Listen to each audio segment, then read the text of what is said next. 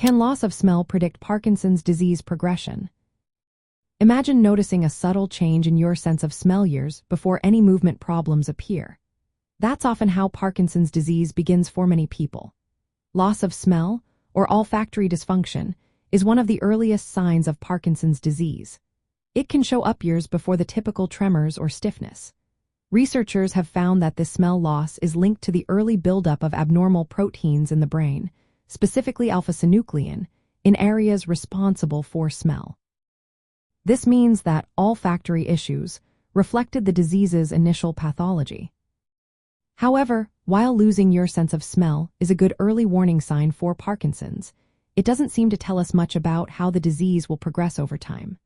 Studies show that once olfactory dysfunction appears, it tends to stay relatively stable.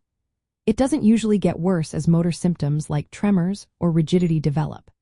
This suggests that smell loss is more of a marker for early disease rather than a predictor of how severe the motor symptoms will become. That said, loss of smell has been more clearly linked to cognitive decline and the development of Parkinson's disease dementia. People with olfactory impairment, especially if they also have mild cognitive issues, are at a higher risk of progressing to dementia. Conversely, those who keep their sense of smell tend to maintain better cognitive function in the early years after diagnosis.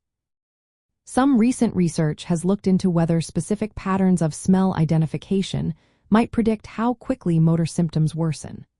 For example, identifying certain odors like banana, peach, or baby powder has been associated with faster motor decline in some groups. But these findings are still early and need more research before they can be used reliably in clinics. In summary, losing your sense of smell is a common early sign of Parkinson's disease and can help with early diagnosis. It is not a reliable way to predict how motor symptoms will progress over time. Instead, it's more strongly linked to the risk of cognitive decline and dementia. While detailed smell tests might someday help predict disease course, they are not yet part of standard care.